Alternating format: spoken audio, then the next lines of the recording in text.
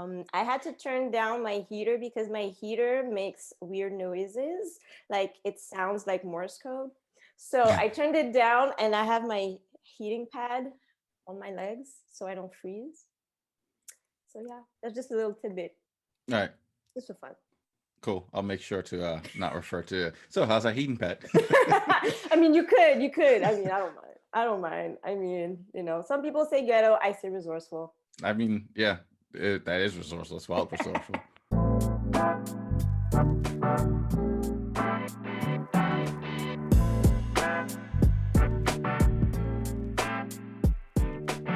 Hi, everyone, and welcome to a new episode of the Alpha Female Chronicles podcast. My name is Lindsay. I'm the author and creator of the podcast, the blog, and the poetry collection, Alpha Female Chronicles.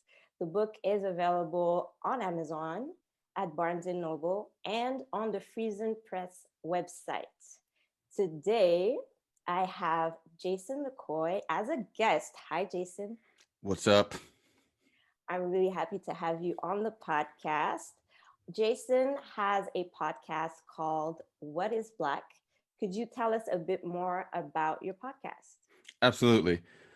So I started What is Black podcast because I'm weird, and it took me a long time to accept the fact that like I am an oddball, and too often I wasn't hearing stories of Black oddballs, just like weirdos. There's like a certain narrative that's pushed forward, and the like rest seems to get shuffled under the rug. So it's just like I'm going to make a podcast that where I talk to people who are like me or similar to me, who like kind of are left the center, and like put them at the forefront, have them share their stories and change the narrative to defy what it means to be Black, what it means to be a Black creative, and also defy the myth of a Black monolith, that there's only like one voice or one way to be Black. Right, right. And who are some of the guests you would say were the most interesting? Uh, I had an author. His name is Chris L. Terry. His books Zero Fade and his new book Black Card are amazing. They talk about his experience, or rather, inspired by his experience, not necessarily his story, but the stories, at least with Black Card, tells the story of a mixed race kid growing up in Virginia, DC, who's into punk. And there's like a hook that I don't want to spoil the book just in case people want to get it, but it's a dope hook that you don't catch at the beginning. You go into the book thinking one thing, and then something happens, and you're just like, oh, okay, cool. But in a lot of it has to do with the like magical Negro trope, but kind of flipped, where instead of helping white people, it's helping Black people become Blacker. That's interesting that you mentioned the how did you say it? Magical Negro. Magical Negro trope, because we'll be talking about that a little later. Cool. So, you say you're a bit of an oddball. What what is it about you that makes you an oddball? Well, I think the oddest thing about me, and rather, the oddest thing about me is that I'm a reformed Republican. I used to be like a very like hardcore Black Republican, and then I took a look in the mirror and it's just like, wait, I don't see other Republicans that look like me, and a lot of their rhetoric doesn't actually benefit people that look like me. So I have to reevaluate these things. So I stepped back and was just like, all right, why did I ever even like think that way?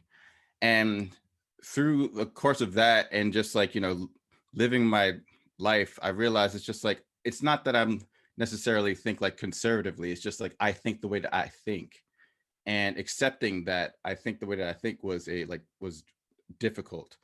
I like weird things. I like running in fields of flowers. Like nothing brings me more joy than like rolling down a hill and there being flowers, or going on a hike and just like looking at the trees and listening to the wind blow between them.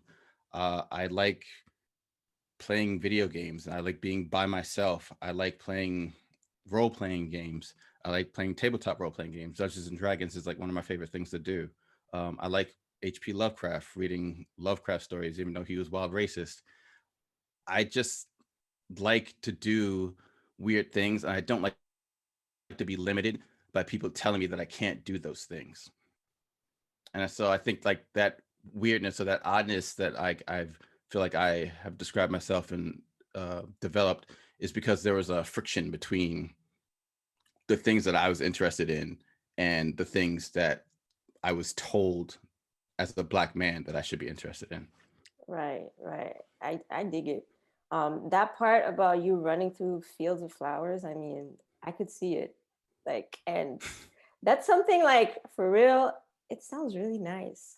It is. It's dope because like especially like I live in Pennsylvania, um, and I go like over the warmer months we go hiking, and there are just like areas where it's just like nothing but like just rough terrain, and just walking through that terrain and just seeing like all the natural overgrowth is just amazing, and just like being a part of that, it really makes you feel like you're a part of nature or something like a larger macrocosm. Oh my gosh, it sounds so peaceful, so soothing. Oh my gosh. And hearing the wind rustling through the leaves, ooh, I Yeah. feel it. I feel it. Like it's nice. It is nice. And that's one thing I have to say I love about spring and summer is hearing that sound. Mm. And like I could be like at home and like maybe like the TV's off or it's on mute and I just listen to the sound of the wind just going through the trees and it's just there's something about it. It's like I don't know, like do they make like music just for that? I know that on like Spotify they have all those like playlists about anything, but do they make like a playlist for like the wind rustling through the leaves? Specifically, wind rustling through the leaves. I'm not sure. I know there was this podcast that I was listening to. I don't remember the name because I'm terrible with remembering names. But it was part narrative, part nature sounds. And so one episode would tell a story, and then the very next episode would just have the sounds from that story play. And it was wild because it was like that was a format I've never heard of. But I started listening to it. I was just like, this is wild peaceful. Just listening to this narrative happen, which was like a hard sci-fi narrative, and in the very next episode, it's just like the sounds from the sci-fi narrative, and it was about this young woman who was going, who's getting lost in nature because nature was banned or nature was outlawed in this dystopian future, and so she was discovering nature. Oh my gosh. Okay, that sounds amazing. Like Yeah, I'm gonna have to look for it. yeah. If I Um, remember the name, I'll get it to you. thank you. Because I'm intrigued. Like Yeah, I'm it's a good hooked. story too. It's about like a young black woman who like is like discovering nature in this dystopian future, which has made the story even more dope. Given like the cultural context of things. Oh, well, I need to check this out. This sounds really good. All right, we'll segue from one black woman to another. Like Me. that. I like that. I like that. Smooth. It wasn't as smooth, but thank you. So for today's episode, we'll be focusing on my poem, The Only Version of Me. This poem was written in 2017. I remember at the time I was working for a fashion retail company. I used to work in e-commerce and marketing. I worked for several Canadian retailers, and that was my last fashion retailer for many, many reasons. That'll be for another episode. But I found myself in this role that somehow made me feel like crap on a day-to-day basis. I felt I felt like I didn't fit in, but mostly I did not want to fit in. I could see the toxicity of the environment that I was in. It was very, in my opinion, many of the employees, mostly female, kind of engaged in this sort of mean girls vibe. And at that time, I told myself, I'm a grown ass woman. I've been through that in high school because I used to go to an all girls high school, and I was like, I'm done. I grew up with two older sisters. I have a whole bunch of girlfriends, and I went to an all girls high school. So I'm like, yo, I've been done with that. Like, Right. why am I putting up with this? And I'm like, because I need to pay rent. Yeah. So, I mean, I did my job. I made a few like close friends at that job, but they were mostly in like another department, or they weren't like in my team. And I knew that the reason why I did not want to fit in is because I knew who I was. I was unapologetic about the kind of person I I was, and I was striving to be. I was not interested in putting other people down or talking behind their backs or constantly like questioning their abilities or their skills. So I wrote this poem, I guess, I don't remember if it was out of frustration or it was more of a celebration of who I was. It also talks about how it was difficult for me growing up to come to terms with the kind of person I was. Like you, I always kind of felt like an oddball. I grew up, I mean, because of my sisters, I grew up listening to Nirvana, Metallica, Bon Jovi, and I've always had like an eclectic sense of like an eclectic like interest in music, Right. and I always loved R&B and Motown, and I also enjoyed listening to Shania Twain. That's the kind Right. of Yeah. person I am. And I've always been like that. And it took me a while to come to terms with who I was and to embrace who I was and not feel like there was something wrong with me because I didn't speak Black enough, Right. or I didn't do things that were typically Black, or just the way that I carried myself. When I was really younger, I was self-confident. I had good grades. I mean, what's not to be self-confident about, right? you Right. I know? mean, yeah, that's just, it's wild. Like getting good grades is seen as like a bad thing. Right. And I was like, yo, why are these people hating on me? I'm just getting good grades. And I was always the kid, like I could be friends with anyone. I could be friends. I could strike up a conversation with just about anyone. And when you grow up in cliquish environments, that's seen as a threat, or that's seen as going against the grain. So in certain situations, my presence became problematic for other people. Mm. And it affected my self-esteem to the point where I was shrinking back. And when I became an adult and through many life experiences, I was like, you know what? God made me the way I am, and I like it. I like it. Right. And if people can't appreciate that or they don't understand it, that's on them. I mean, as long as God is good with who I am, I'm good, you know? Right. Yeah. But working in an environment where there's pettiness and cattiness and you have to fit into the mold, and I had to drink their Kool-Aid, I was like, I'm not about to drink your Kool-Aid. I don't care. like Right. I remember this one incident where at that job, the president of the company had season tickets to football games, the Alouettes, and I'm a big football fan. So during the summertime, when the season started, they would there was a draw for the tickets every week, and there would be a draw for like soccer tickets and all kinds of events. And I'm like, yo, football tickets, okay, I'm in. And this one week, I entered the contest, and it was the same day that the company would have their annual fashion show. Mm.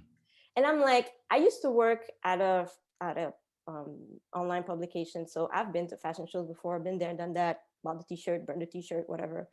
I'm like, I don't care. I'm not gonna go ahead and see a bunch of like half naked women parading downtown Montreal when I could be watching some football Yeah, live. I was like, okay, something that really excites me. exactly. So I entered the contest, and it turns out I was the only one to enter the contest. And they usually announce the winners by like sending an email, company-wide email.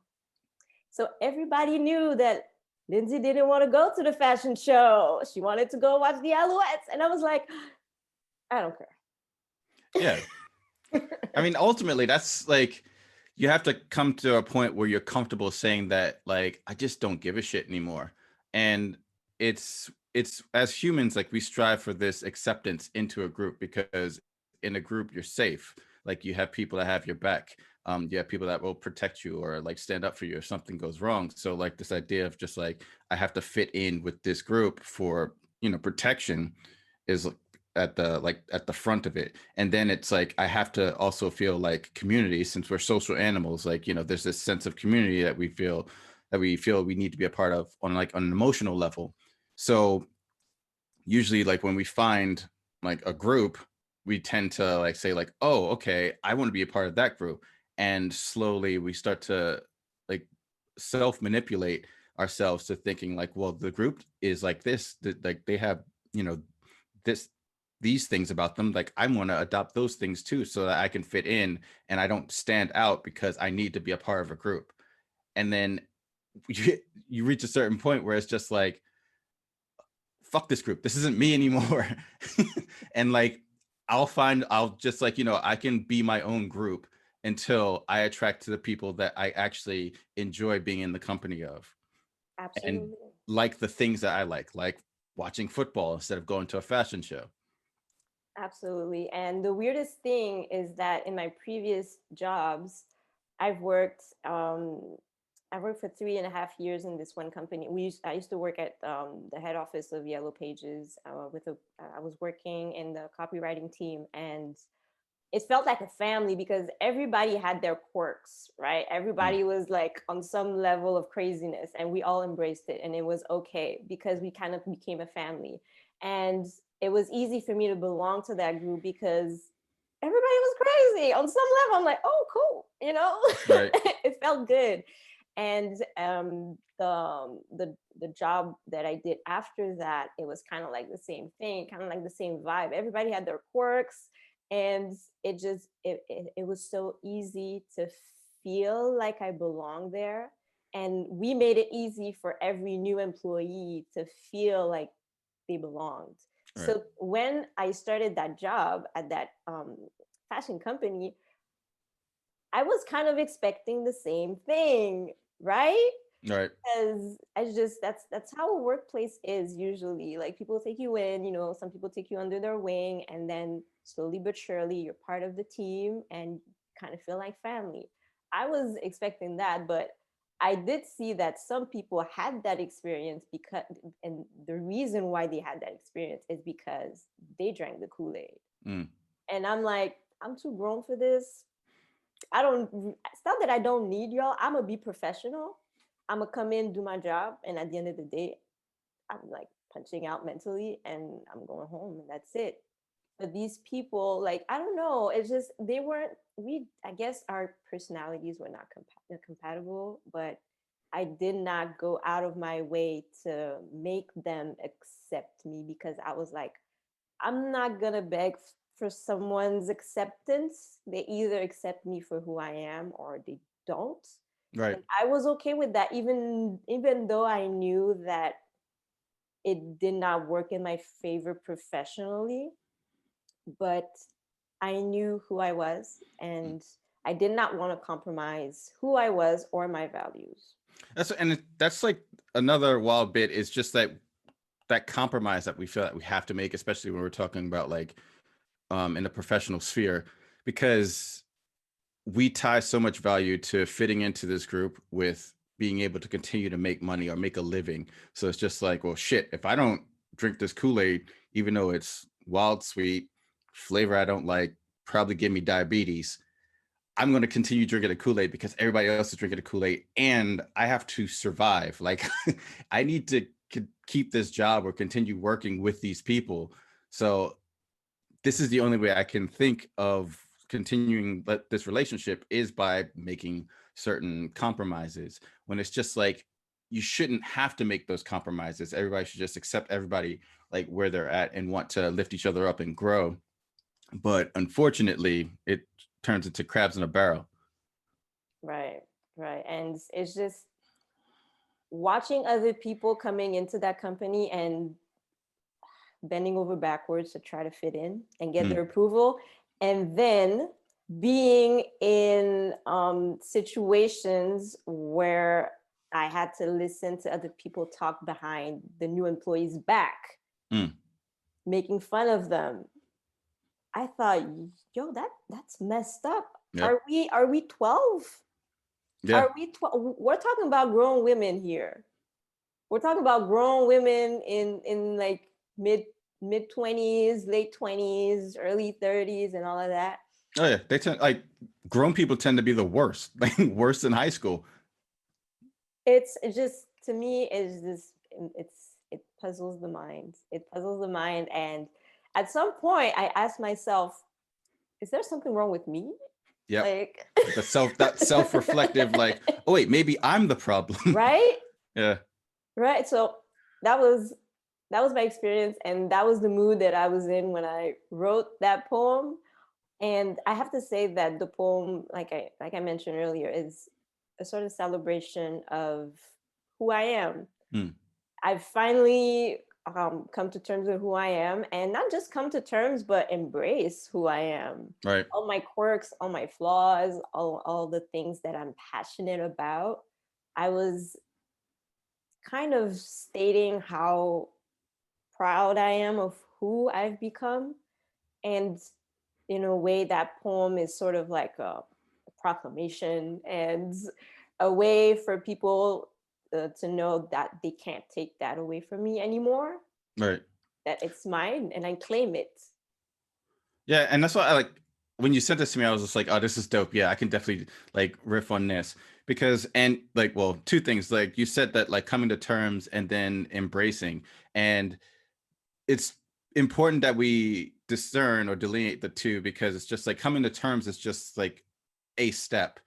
Coming to terms means like you come up to like the line and you're just like, okay, there is this thing on the other side of the line. But embracing it is like stepping over that line and actually like running towards that thing, that embrace. Because a lot of times people will come to terms, but they don't take the next step of like embracing themselves. And it wasn't until, for me at least, it wasn't until like 10 years ago, really, that like I embraced who I am.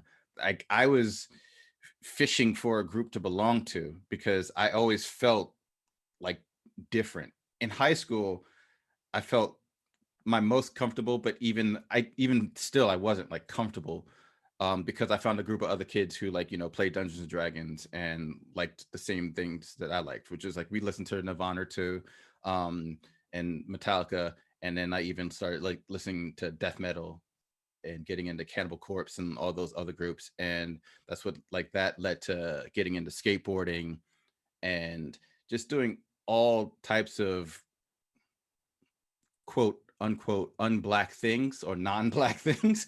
And so a lot of my like issues start to stem from, am I black enough, like not fitting into like this idea of blackness. And a lot of my friends started becoming like non-black. Like I had like a ton of just like white friends because that just happened to be the thing that I was into. It had nothing, it had less to do with race than like they like the same things I like, so of course I'm going to hang out with those kids. And that led to its own set of problems because then here's like this black kid coming into this group of white kids who like, you know, have their own preconceived notions of what being black is.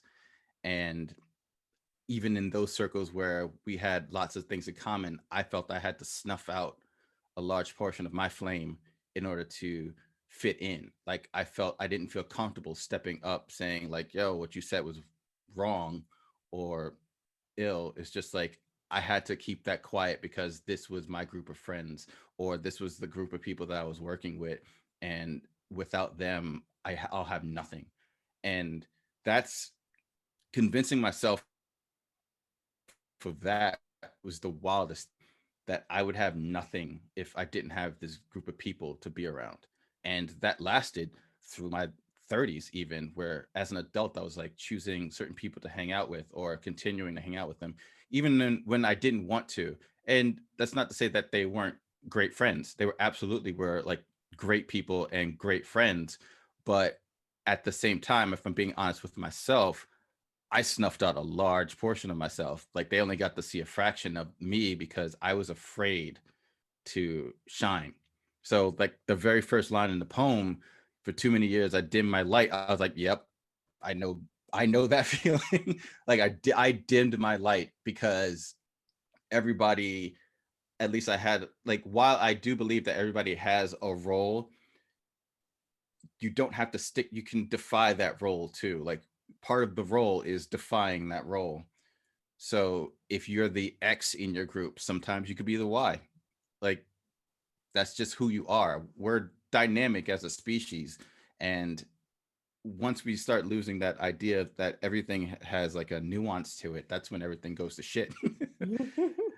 And like it became painful to be around friends at some points because I wasn't being the full me. Like I wasn't showing up fully. And dimming your own light is tremendously painful. It's one of the most painful things you can do. Not acknowledging who you are, and then not acknowledging, not accepting, and not showing who you really are. Super painful. So I felt it, and I felt like, and I this is just my how I felt after reading The Only Version of Me. It's just like I felt the pain from it. Like there was like an underlying pain of just like wanting to break out of this porcelain shell of this like vessel and just saying like, I'm here, this is me, motherfucker. Which is me. I'm like, that's me. I'm just like, I would deny myself for so long until I was just like, bah! And it just all came out like a monster. Yeah, definitely a great way to paraphrase my poem, um, with that kind of intensity. But for sure, it was absolutely painful to dim my light. Just to, like I'm explaining in the poem, dimming my light to appease other people's insecurities. Mm-hmm.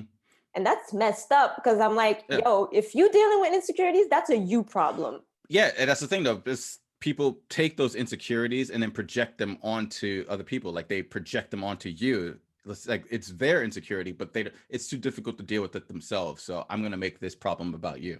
Exactly. And uh, when I think about how many years I spent dimming my light and not being my complete self and not feeling comfortable and feeling that I had to hold back some aspects of myself Mm, just so I don't stick out or don't ruffle some feathers or just screw up with the energy in the room. mm, You know, it's messed up because like I mentioned, when I was a kid, I had good grades. Like I was a good student. Like I loved school.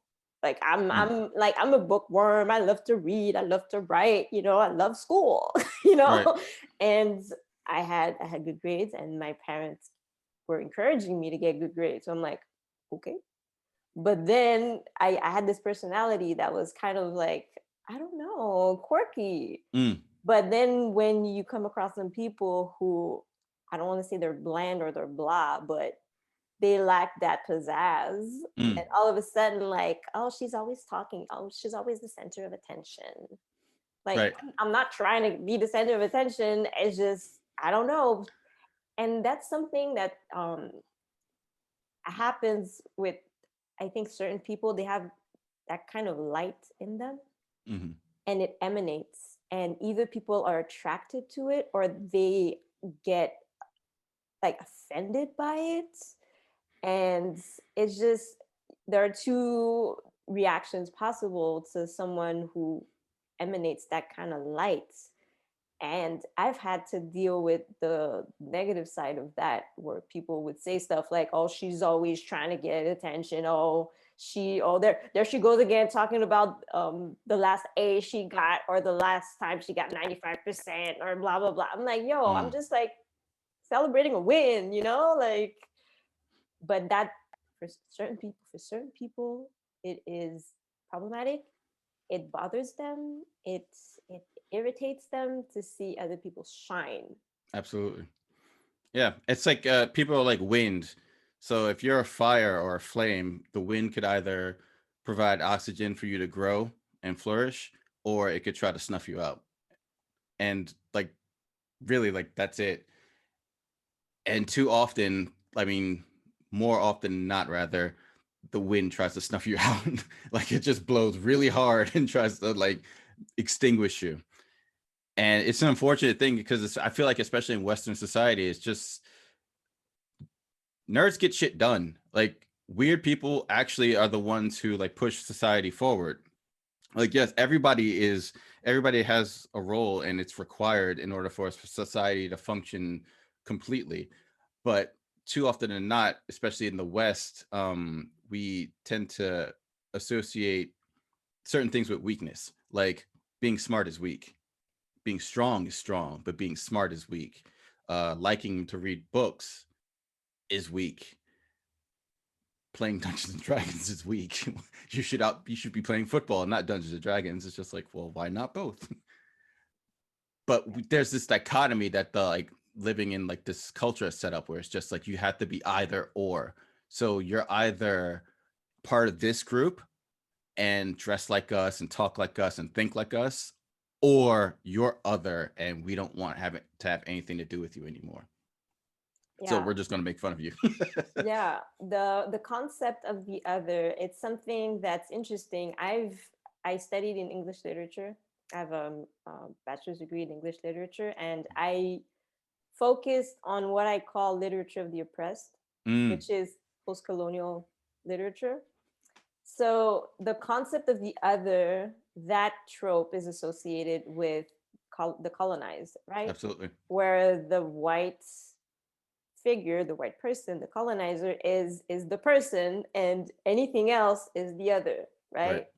And then we kind of transpose that trope into how we interact socially with coworkers, family, whatever, where the dominant personality trait or characteristics become like the main, Mm-hmm. and anything else that doesn't fit in that is the other. Right. Feeling like the other for most of your life, and that's not even like including being the other because you're black, Mm, being the other because you're black and because you're kind of weird, it's a lot. right. It's a lot to take in, and finding a way to embrace your otherness is pretty cool. And that's why I like your podcast. I like the premise of the podcast. It gives others a platform to talk about the many layers of their blackness and their uniqueness, and also to kind of expose this myth that we all have to belong to this one definition of what blackness is. And oftentimes this definition was laid out by Caucasians. Yeah. White i find colonizing. Yeah. I mean, in my humble opinion. So we've been ingrained with this concept of who we're supposed to be. And then we kind of perpetuate it without even acknowledging it. You mentioned feeling like you're not black enough. Like, Mm-hmm. I grew up feeling that for many reasons. I'm light skinned, I have long hair. I grew up listening to Bon Jovi. I love to read. Where's the blackness in that? Right. you know, Right. Yeah. rocking out to living on a prayer. You're 10 years old. I mean, I you mean, can't help yourself from falling. That's as Bon Jovi said. I mean, I've always struggled with that, like being black enough. And a lot of people, they see me, they're like, well, you're not black. And I'm like, yeah, oh, but you're half black. I'm like, no, like, yeah, but you're different. That's the crazy thing. It's like it's so wild that like people when your own people also especially qualify you're black or quantify it. It's just like, well, here's the checklist of things. You do this, you do this, you do this. I'm sorry, but like, you're not black today. What are you talking about? Like, I go through the same bullshit struggles that you do. Like, if the cops pull me over, we're getting the same ticket, or we might get the same bullet in the head. Like, it's all like, none of that matters. Stop. Like, these preconceived notions have to be abolished. I have, like, what you just said reminded me of this, what actually happened to me in high school. I went to high school for electrical engineering, and I tried my hardest to pay attention to class in class. But we had this one teacher who just like had no control of the class.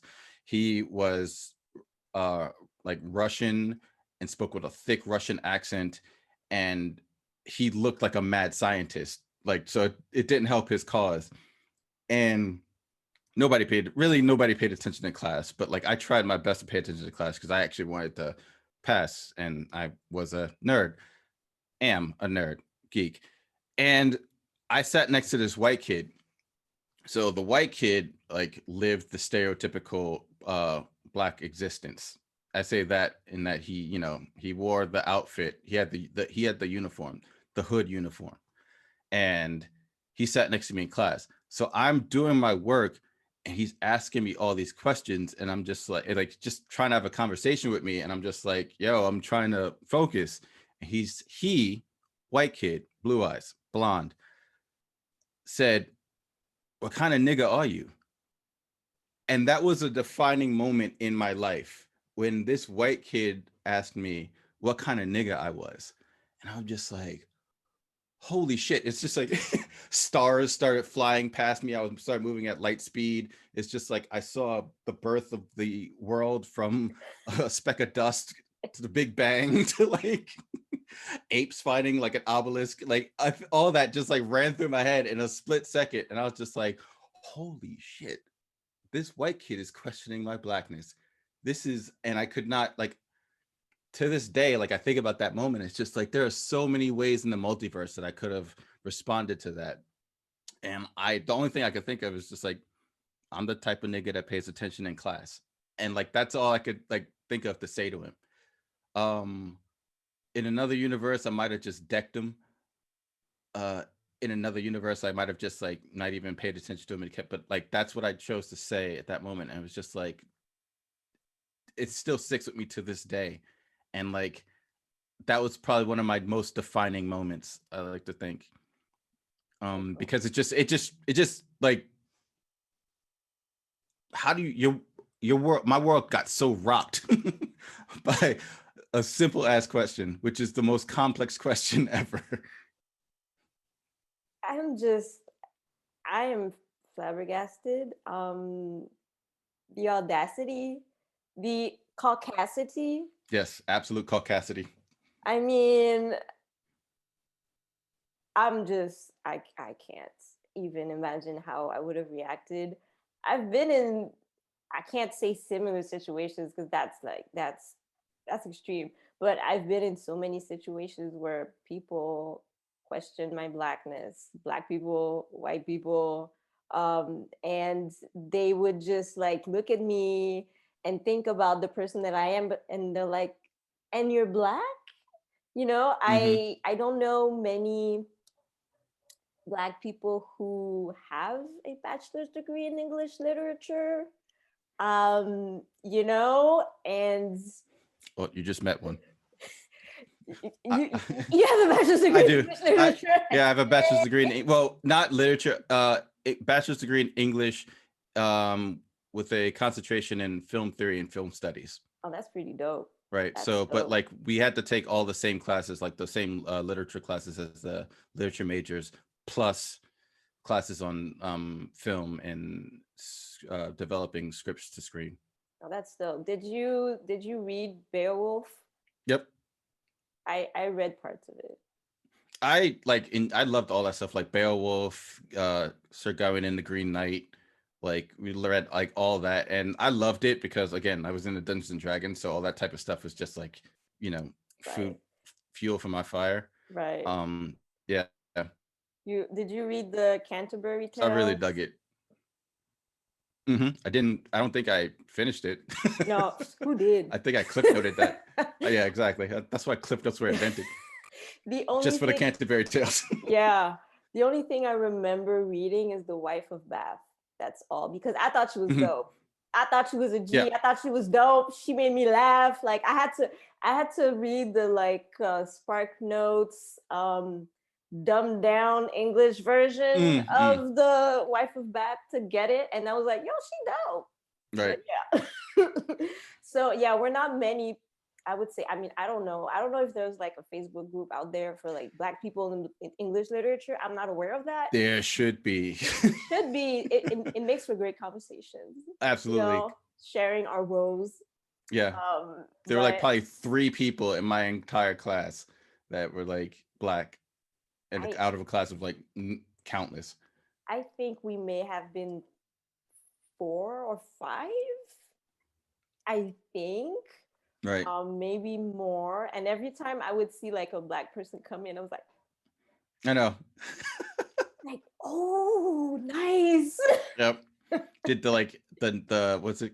What I call it, the Negro telepathy, where it's just like and your brains like sync up, and you're just like, what's up, and you're having a full conversation Oh without my saying a gosh. word.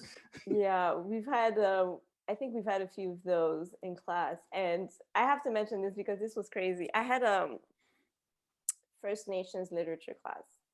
It was very interesting, but the professor was very eccentric. She was an artiste, Mm. you know? And she was deeply rooted in her culture. I don't remember from which tribe she's from, but she always mentioned parts of her past in every class. And whenever she introduced new like readings that we had to do, she would always kind of weave in her personal story and blah blah blah. And I remember the day because I'll never forget it. It was Valentine's Day, 2007. It was a Wednesday, and I had class at I think 10 or something. Mm. And that day, it was the last class before winter break. So instead of having a regular lecture, she was gonna show us some of her works. Like I said, she's an artiste, Right. so she does a whole bunch of stuff. She does like I think I don't know, she painted, she did some installation art, she did performance art. Mm. So that day she invited some of her friends to come into class. And I was like, okay, fine. If I don't have to use my brain today, I'm good, you know? Right. So I think she showed like a video, like she really rolled in the TV in the classroom, Old popped school. in like the VHS in, Right. you know? Right. Yeah. And it's 2007, but she rolled in the TV, popped in that VHS of one of her performances or whatever. And mind you, she had guests, right? So she has her students and her guests who are her friends or homies or whatever, people from way back. And they're about to see the performance that she's about to show us. So, and during that performance, she was on a stage, there was like a whole bunch of people, and something about the performance did not sit well with me. And I understood like why minutes later. Mm. So she's on the stage, she's talking about, I don't know what she's talking about. And I'm just like, what's going on? This is weird. And at some point in my head, I was like, please don't get undressed. Oh no. She did. No. She did. And I'm like, be cool, be cool. And I kind of like slightly like turn around just to try to get a feel, like a pulse in the room. And people are just like still, and her guests are like they're used to it. Right. She gets undressed all the time in front of us. We're used to it. We've seen this like 20 times. So the class ends, and I have another literature class like right after with some of the people in that First Nations literature class. And then I sit down and I see like one of the guys, and I'm like, yo, what just happened? And that guy was Black, and he was like, oh my gosh, I thought I was like this can't be real. Right. See this? Did this happen? And I remember talking to the other Black person in the class, and she was like, y'all really do that here? She was an exchange student from like Guadeloupe or something. She was like, So that was a nice moment to share with my fellow Black students.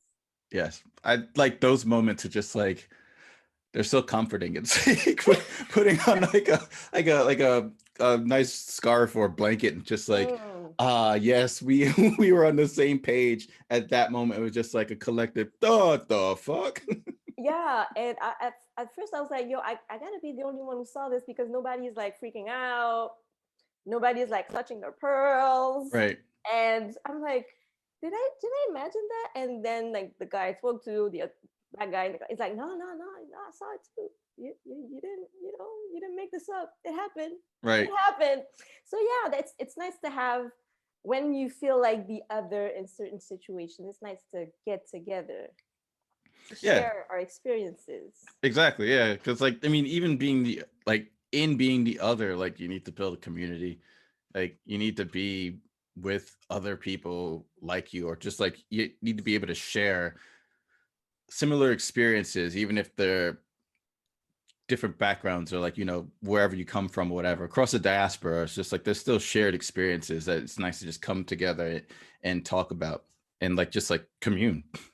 Absolutely. And one thing also is that by being with others, like other people see others and they're like, yo, they're different, but they're cool. Right. So it kind of allows other like weirdos or whatever to be themselves, and it kind of normalizes being weird, Mm-hmm. because that's something that we really need. We need to normalize not fitting in and not, I don't want to say like we need to normalize being anti-conformists. That's not what I'm saying. Right. I'm just saying it's it should be normalized to accept other people's weirdness and to kind of help others embrace their weirdness and to celebrate their weirdness and to allow them to just be unique and have their quirks and grow within those quirks, because you don't know where it could take someone. Yeah.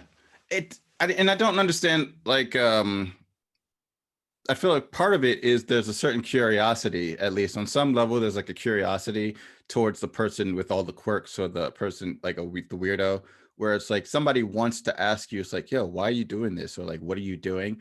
But even there's like a shame in that, like a shame that they feel in having that curiosity to ask, like, what are you doing?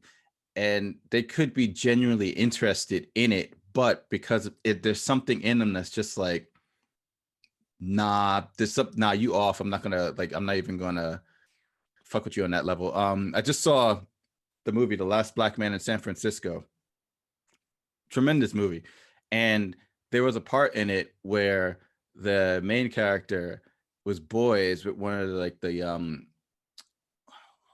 one of like, I guess it's San Francisco, so they're not like corner boys because they're just like on the street. So like one of the dudes like on the street, right? And he was like, they were friends from like way back. And the main character was kind of a weirdo. Like he was a skateboarder. His dad like questioned why asked him why he always dressed white. When he was just, that's how skateboarders dress. And he invited him over his house. They hung out and they just like, were just chilling, hanging out. And the dude was just like, yo, I'm real proud. I'm happy for you, man. I'm proud of you. You got out of the hood, the situation. And like, you really did something with yourself. Like, I'm proud of you. And then the very next day he sees that same dude hanging out with his boys on the corner, and he starts clowning him.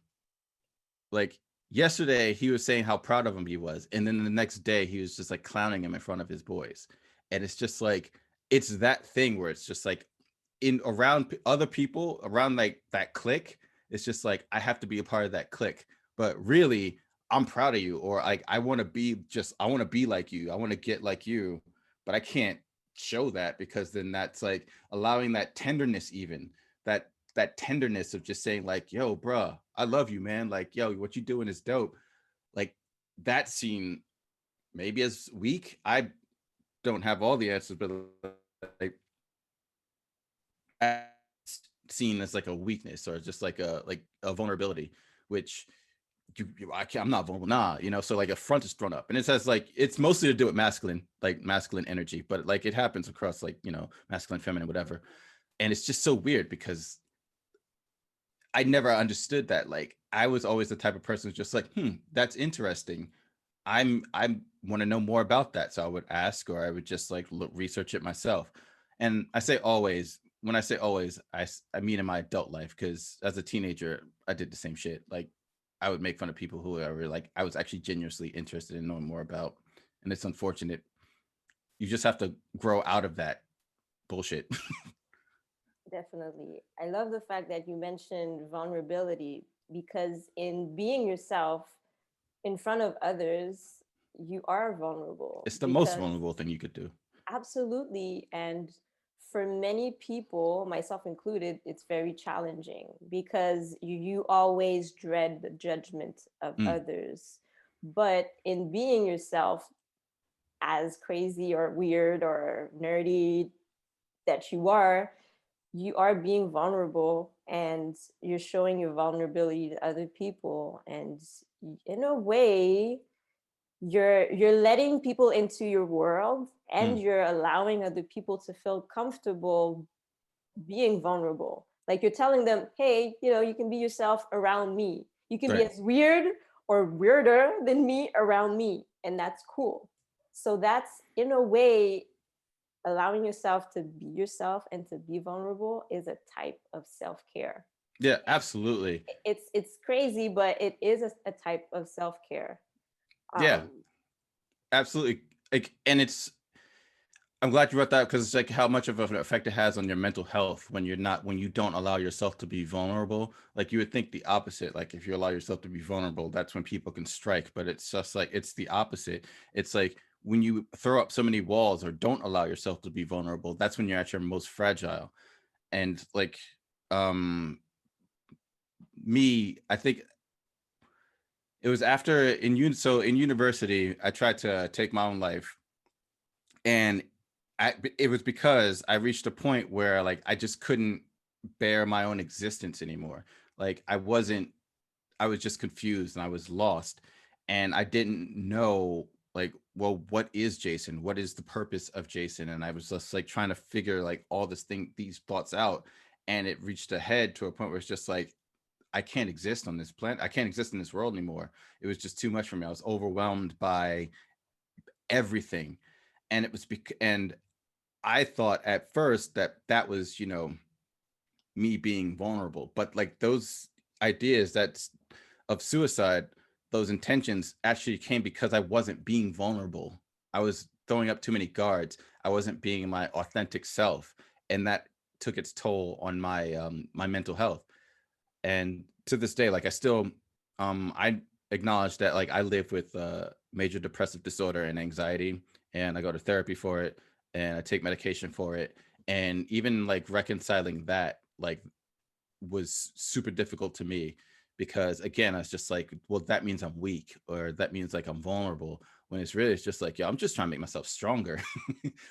Like all of this is like exercise. This is like you same way you go to the gym to make your body stronger. It's just like you do these things to make your mind stronger. You have a personal trainer in the gym. My therapist is my personal trainer for my mind, and like they help me just make my mind stronger so that I can like continue to live and like beat these devils.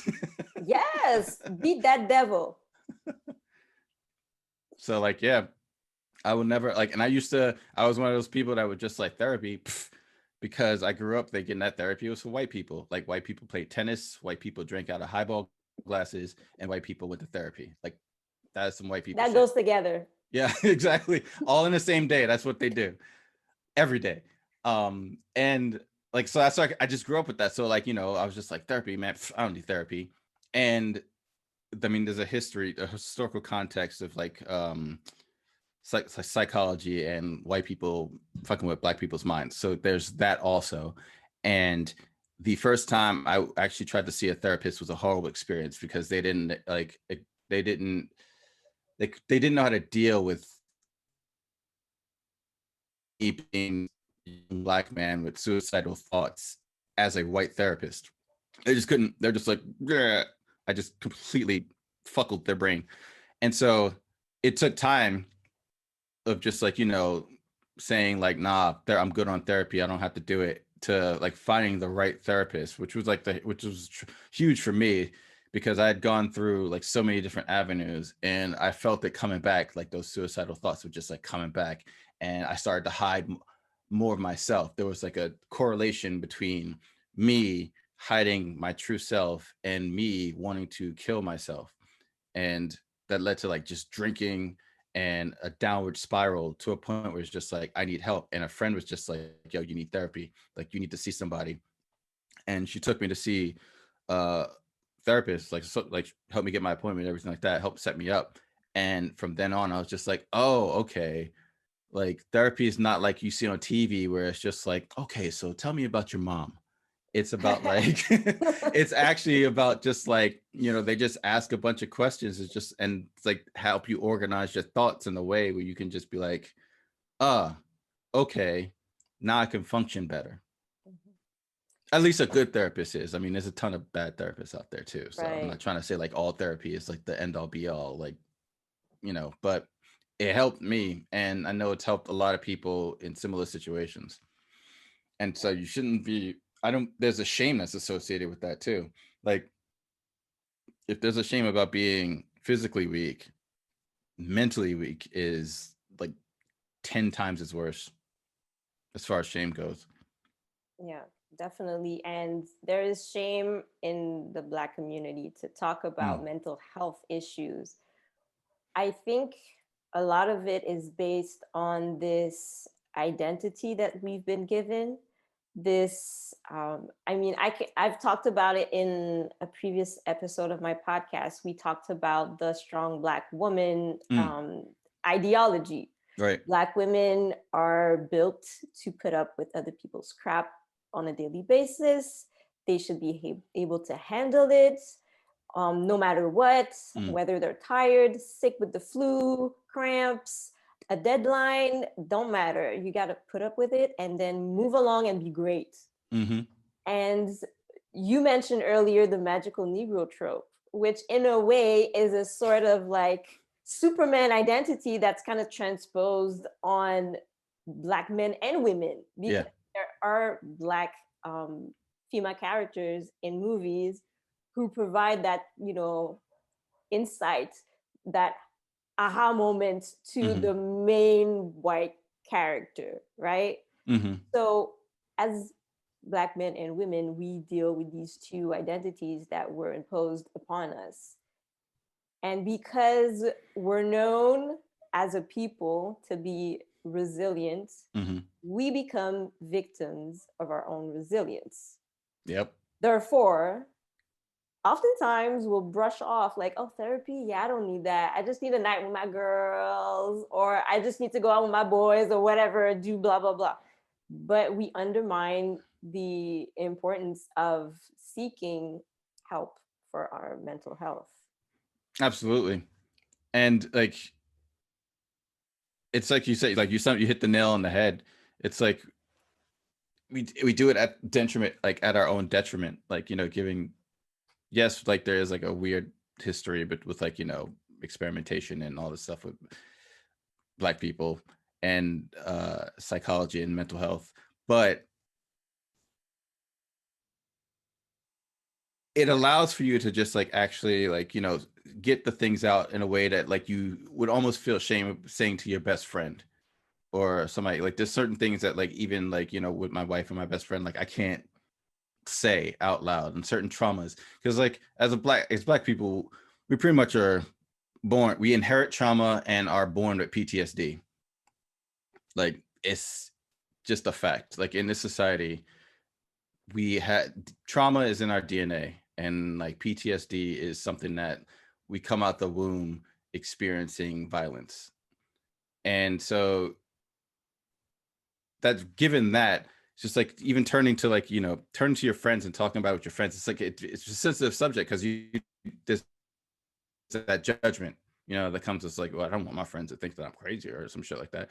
So that's why like just having like this other person who's getting paid, basically you're paying them to listen and not judge you and actually help you come up with your own solutions, because that's another thing. Therapy is not supposed to give you solutions, it's supposed to help you come up with your own solutions. And like I feel like it's like a tremendous help. Ultimately we need more Black therapists. Oh yeah.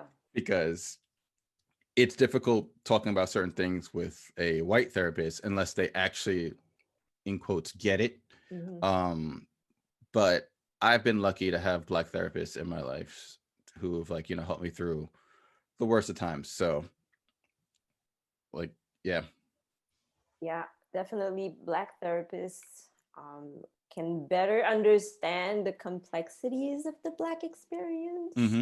I have I have had a white therapist who did understand some layers of the Black experience. So to me, that was very helpful. Mm. She could kind of dissect some of the things that I told her, and kind of she managed to analyze them in a way that to me was very helpful. Like from the get-go, she understood where I was coming from when I was telling her about certain things. Right. So I didn't have to be like, okay, well, as a Haitian woman, I grew up with it, Right. like she kind of, she was able to get it a bit. But definitely a Black therapist, that's I would have to say that that's, I don't want to say like on my bucket list because that sounds weird, but that's definitely someone that I think at some point I would like seek, um just to kind of, in a way, like, because therapy is so, it makes you so vulnerable, right? Mm-hmm. Mm-hmm. And to be talking to a stranger is weird. Mm-hmm.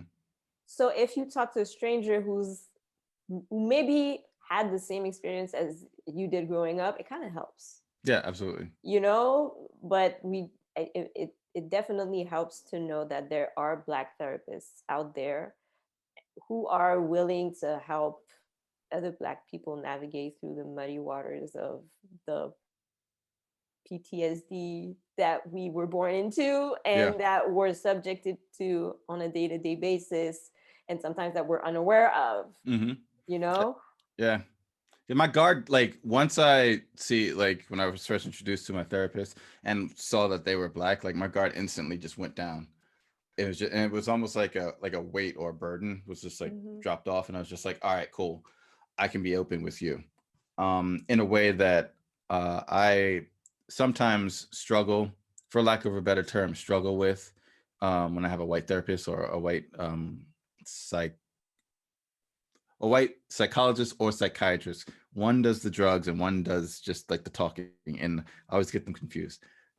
Psychologist does talking, psychiatrist does drugs. So yeah, so when I have like a both like a black psychiatrist and a black psychologist, like it's like just so much easier to talk to.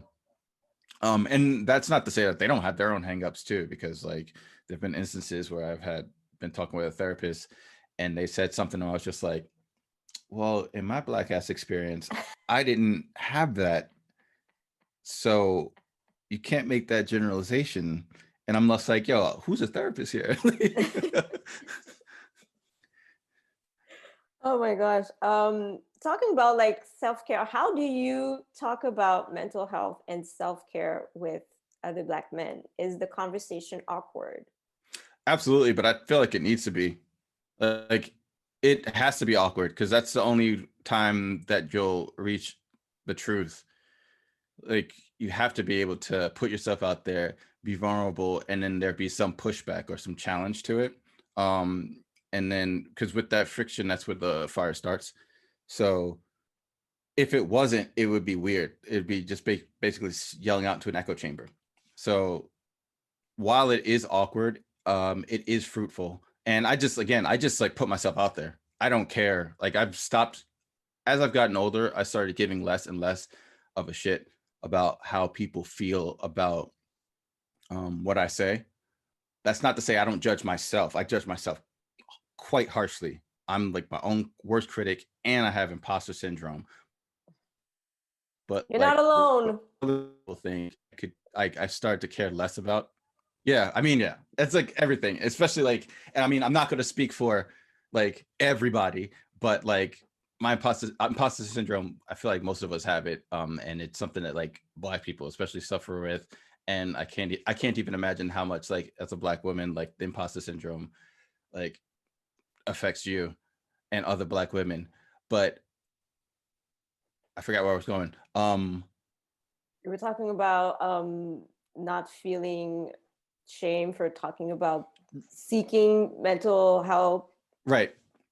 So yeah, so it's just like I feel like that's the most important part, is just to like show that like, yo, look at me, and lay all my cards out on the table. It's just like, as a geek, I tried to kill myself. I listened to uh, Pantera. I play Dungeons and Dragons. Like, look, this is all my shit. And like, if you were to see me on the street, you just be like, yo, that he's. And it's just like, ultimately, I don't care what you think, and I'm not going to fall into these traps. Like when you're challenged, especially when somebody's just like, oh, look at you, you corny ass motherfucker. Like it's just like, okay. And that's my response. And some would see that as like, being weak or whatever, but it's just like, yo, I'm seriously so far above that like it doesn't even register. That's why I just feel like I'm just like, all right, cool. Just like I'm not going to fight you because my honor is so much stronger than your bullshit. Like you're saying, what you're saying to me is out of lack, like because you lack the self-confidence that I have to just walk down the street with my rainbow socks, my like pink Reebok pumps, and like a tie-dye hoodie. Like I do that, I'm fine because I'm comfortable in that. Like that's what makes me feel good. And when I'm feeling good, I'm nearly unstoppable. Like, and I'm sorry, it's sad that you can't feel the same way in like your bubble, but I'm not going to let that phase me. And I not only will I not let it, I can't let it phase me, because why? I've come so far and I feel like I have so much more to do. I'm not going to let a comment here, a look here, a judgment there stop me. And so by just coming at it like that, I feel like that opens so many more doors. And, it's another thing that I'm hoping to accomplish with the podcast and all of the artwork that I do and working with the organizations that I work with, is just saying like, look, here's everything. What are you going to like? What can you possibly do? Like, I'm laying everything out. Yo, that's the dopest way to live, for real. And like, to be honest, like everybody's got a little corny side. Like I Yeah. don't know anybody who doesn't have a little corny side. Okay, like people put up a front just to not stand out. And Mm, it's so weird because in certain circles or certain environments, especially like work environments, you're expected to stand out for certain things, like to get promotions or whatever. But it seems that there's so many people who are more comfortable mm-hmm. blending in and just letting other people shine. And there's this sort of mentality that there's not enough room for everyone to Mm, shine, and that's false. Because I mean, I'm a strong believer that everyone was created for a purpose. Everyone mm-hmm. has a purpose. You're a piece in a puzzle. we Right. need we need your piece to complete the puzzle. You cannot be someone else's piece because Right. that's already taken, but you can be you. You can do you, and it'll complete the whole puzzle, and it'll look really nice. Mm, If you're not being you, there's a piece missing and it looks weird. right. It's not a complete puzzle. The puzzle's just like not done yet. Exactly. So everyone's corniness is needed. Right. Everyone's weirdness, because you don't know, someone's weirdness could be the reason that the next great big invention is created. Right. You don't know that, like that little geek that gets bullied, he could be the one like with the cure for the Rona. Right. you know, Right. Yeah. we never know. So we just have to allow other people to live out their best weird life. Yeah. And who cares if you're corny? Just be corny. Yeah, be It's honestly, it's corny. just like, but you know what? It's all that's like the support. That's still like I'm still giving you support. Like I think you're corny, but like I love your corniness. Like, like that's another thing. It's just like you can be corny and still be loved for being corny. Like that's your role, Yes. be a corny person. Just be comfortable. It's a matter of being comfortable in your corniness. And because everybody's like, there are people, like I feel like there are people who are like, deny the shine, deny their own shine. um and at the same time, it's like, in order to have light, you need shadow. Otherwise, like, without that contrast of like light and shadow, like, there's no such thing as light. Mm. So it's like, it's necessary, like, it's, I feel like there are people who are going to like blend in. But the thing is, like, are you comfortable blending in, and are you blending into the right shit? Like, or are you blending into some bullshit? Like, that's another thing. It's just like, one, blending in is just like, all right, cool, you blend in, you're part of the tapestry, you're the nice like menagerie of colors. Or are you actually blending into a turd? Like, because if you blending into a turd, it stinks. Like, Well put. it's just a, yeah. So that's just like, finding where you fit in is just like part of it, but then just accepting it's just like, maybe I don't fit in, or maybe this is where I fit in and I'm cool with this, as long as it's not tearing other people down. Yeah, absolutely, absolutely. To end our convo, I want to ask you a few questions. Since we're both weird, I wanted to ask you, if you had a superpower, what would it be? I thought, I think about this like every other day, if not every day. So I think my superpower would be to uh blend into and teleport via shadows. So if because sometimes I hate small talk, and there are times where I just want to just like disappear into the shadows and pop up somewhere else. Um, so I think if I could manipulate shadow, that would be my superpower.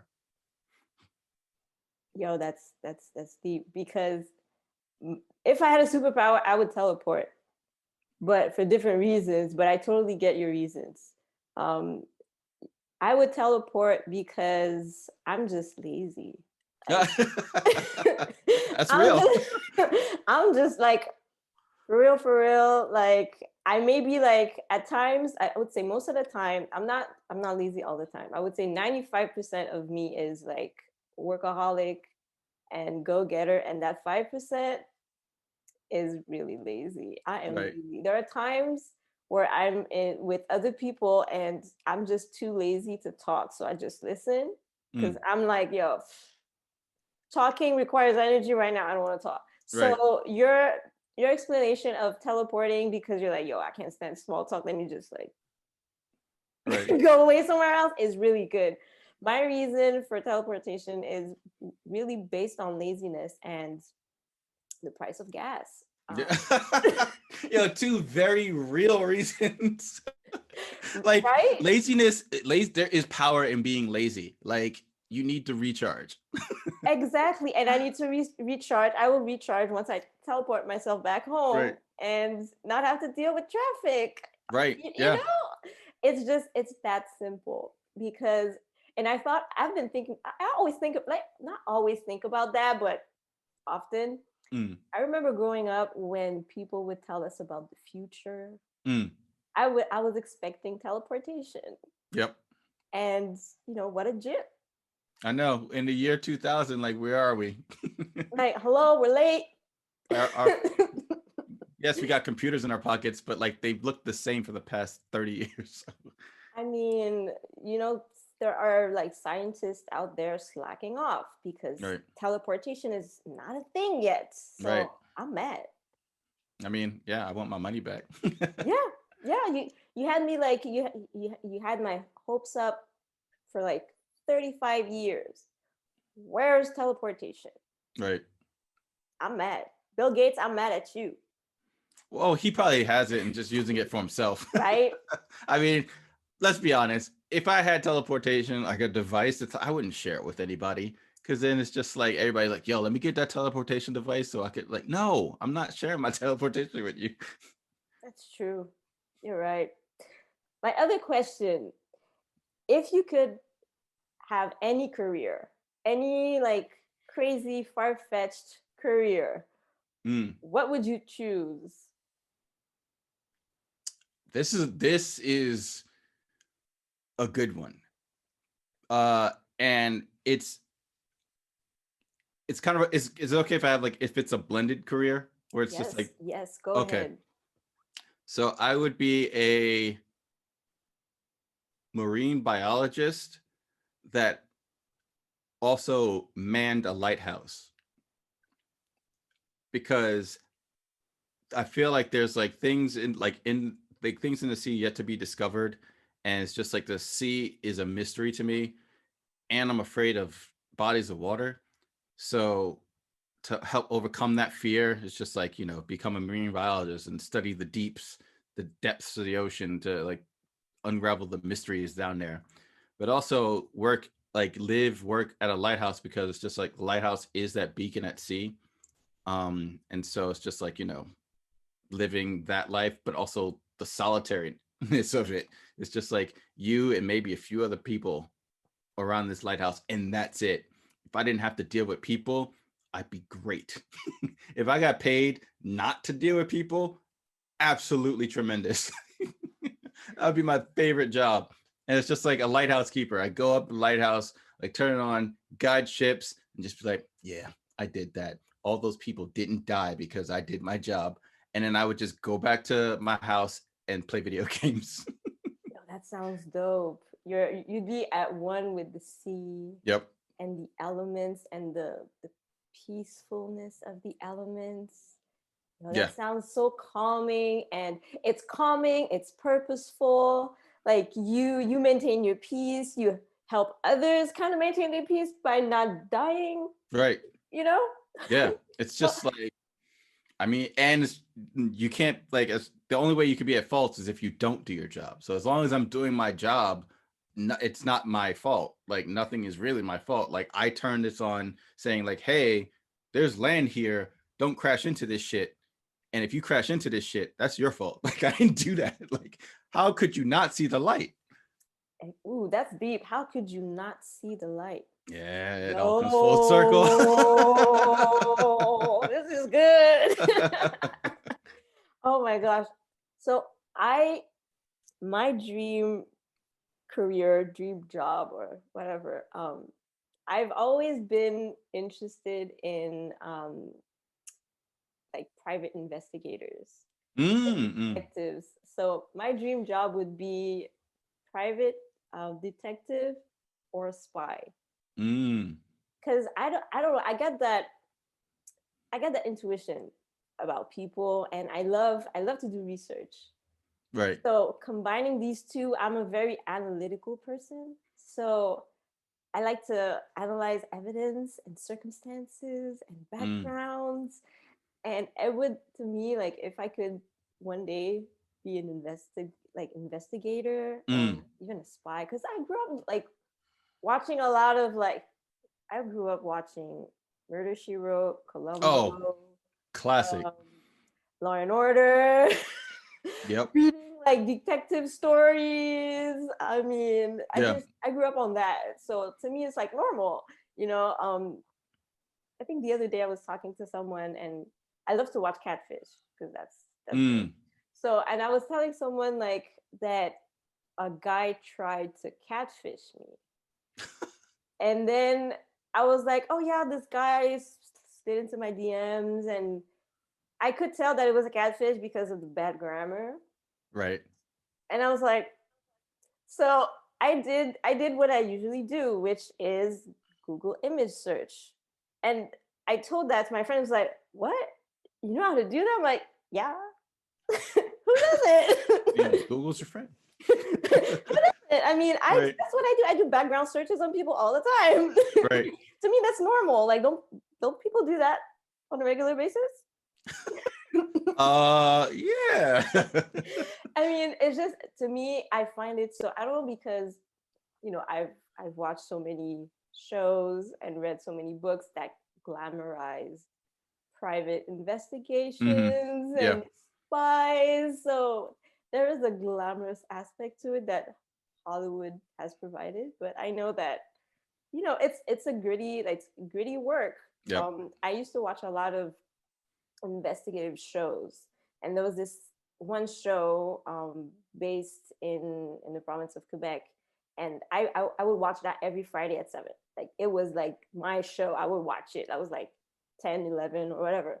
Mm. And they would bust like these companies and mob guys and all of that. And I think it was in 1999, one of the hosts was held hostage and he was killed. What? I think he got killed, but he left a note. Uh-huh. But I don't think he committed suicide. I think that the way the situation was set up, they killed him because he knew What? too much. And Wow. that was a big scandal in the province of Quebec because it was Right. mostly like a French show. So when we found out, like I remember at school, we were like, he didn't kill himself. You know he didn't kill himself. You know he didn't. He got killed. And it's scary. That's the real part of investigative work. Right.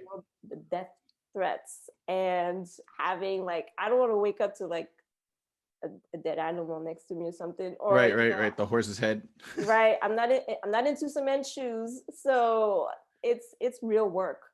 Yeah. It is real work. But I think what appeals to me, because I've studied journalism and for many years I wanted to become a journalist, there's that part of investigative journalism that's always so fascinating to me.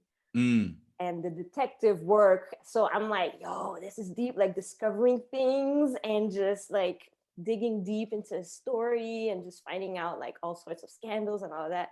That's why being a detective or a spy would be my dream job, but it's just too dangerous. Yeah. I mean, it's like putting together the puzzle to bring it back again. It's just like, gotta bookend it. Yes. So yeah, that's what I would choose. And your life as a marine biologist, is it sounds good, man. Yeah. I mean, still time, I guess. Yeah. I'll be Why like not? 80 years old, rocking like in the lighthouse, trying to like turn the thing around. Yeah, that could be dope. That could Unless be a dope. robot takes my job, I'm gonna be everything automated. Well, at least with your job is secure. Your dream job is secure because you need that human like intervention. But I don't know. Being a lighthouse keeper, it might be all automated soon. So Yeah, but what if the robot goes bonkers and just explodes into the sea? I mean, that's not safe. then we're all done because that means AI has taken over and our phones are our worst enemies, and the robots are gonna revolt and kill us all. I blame Bill Gates again. Yep, it's all his fault. It's all his fault. It's all him. Him and Jeff Bezos. These guys. All right. So on that note, thank you. No problem. I'd love to end it on a conspiracy, on the conspiracy tip. Yep. Thank you for being part of the podcast. Can you tell our viewers and listeners where we can find your podcast? Absolutely. So the name of the podcast is called the What is Black podcast. There might be a little confusion if you just search for What is Black, because there's another podcast which is also equally as valuable there's another podcast called What is Black, which is equally as valuable. It talks about a different topic. It's hosted by a completely different set of people, and they talk about black how to raise black juveniles, like how to raise black children, especially in today's society. And their focus is a lot more on like education and like in nurturing of black kids into adults. So listen to their podcast too. That's What is Black, but mine is What is Black podcast. And it's, exactly how it sounds, whatisblackpodcast.com. It's on iTunes, Spotify, all the podcasting platforms. You'll know the difference because the logo looks weird, and you'll hear my stupid voice. Hey everybody, this is Jason McKoy. So yeah, look out for whatisblackpodcast.com. Also on Instagram at whatisblackpodcast. Don't mess with Twitter or Facebook too much because that's just noise. And yeah, I'll have links to like all the other stuff that I do there as well. My art and all the other guests information as well. Very cool. We will check it out. And I'd like to thank you guys for tuning in either on the Alpha Female Chronicles YouTube channel or on Spotify and the other platforms that are available to you. On that note, be safe, try to stay sane, and normalize mental health with your peers and your friends and your family. Talk about mental health and put people at ease to discuss about their mental health issues. Take care, and I'll see you next time.